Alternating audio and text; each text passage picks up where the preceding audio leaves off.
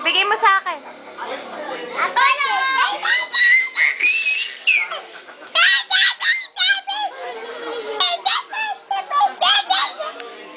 Yan siya. Dali. Oh. Hawakan mo. Yan, sige. Hawakan mo. Naisip ng mga lokal na inisip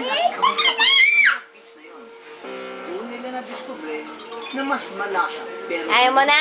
ang whistle coffee. Oh, huwag mo pasin. Pinapakain ng muffin cherry ang whistle. Ayaw mo na? Hilahin. Hilahin mo yun. Hihi.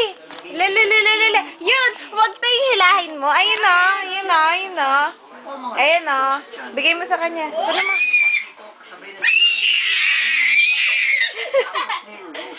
Grabe. Pero ngayon, na-invento ng mga bagong paraan. Hindi na kailangan ng hayop. Oh, dali. Sa chemicals ng coffee beans para mas mabilis sa production. Mm. Ngayon, alam mo lang paano ito ginagawa. Iinom ka ba ba? Malamang kung sino ka tao ng panlilili. Napakamahal ito. May $25,000 pesos. At wala pa kang kilo yun. Hindi tayo papatalo.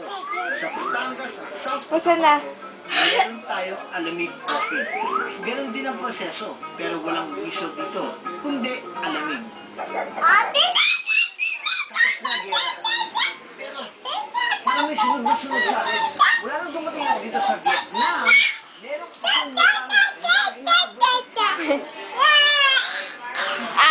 Patay!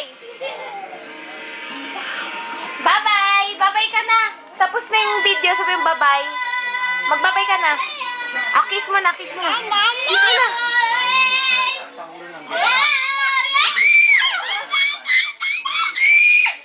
Non-stop. Walang katapusan. Bye-bye.